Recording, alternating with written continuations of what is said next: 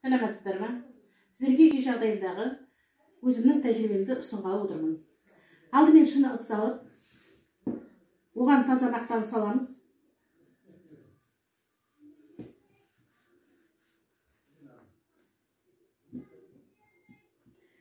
Содан кейін өздеріңіз көріп отырғандай, шылымды алып, жақсылап тұрып орап,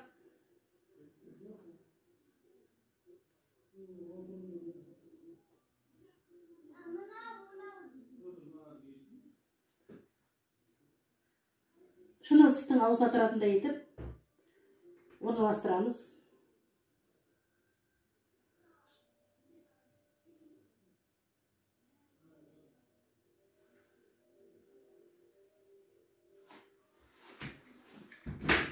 Шырпыны жағамыз.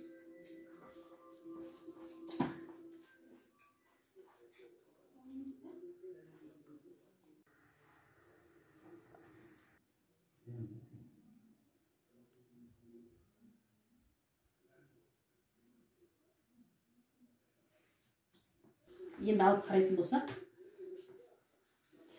біріншіден шынының өзінен де темекінің иісі шығады. Екіншіден шыныдағы мақта қанша айтқанмен сарғайып бүліне бастайды. Бұл жерде менің айтпағым, адамға керегі ең алдымен денсаулық. Сондықтан осындай зиянды заттардан аулақ болып, денсаулықтарыңызды сақтаңыздар дегім келеді. Темекінің адам ағзасы үшін зияны өте көп. Сіздермен бірге қызықты тәжірибемді бөліскім келеді. Алдымен 2 жұмыртқаны алып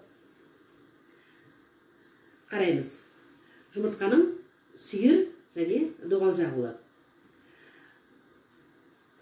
Бәрі жұмыртқада сондай, сүйір және доғал жағы болады. Енді осы жұмыртқаның сүйір жағын тесіп,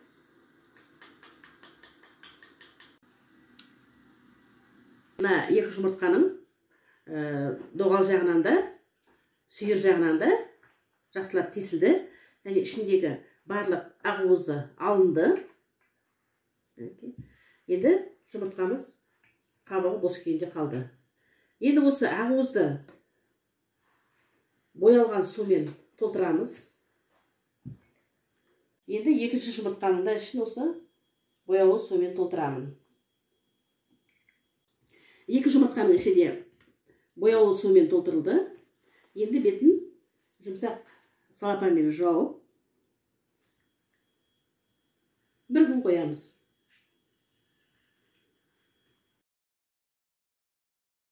Сонда тәжірибенің қорытындысында балапан жұмыртқаның сүйір жағынан емес, доғал жағынан тыныс алады екен. Назарларыңызға рахмет.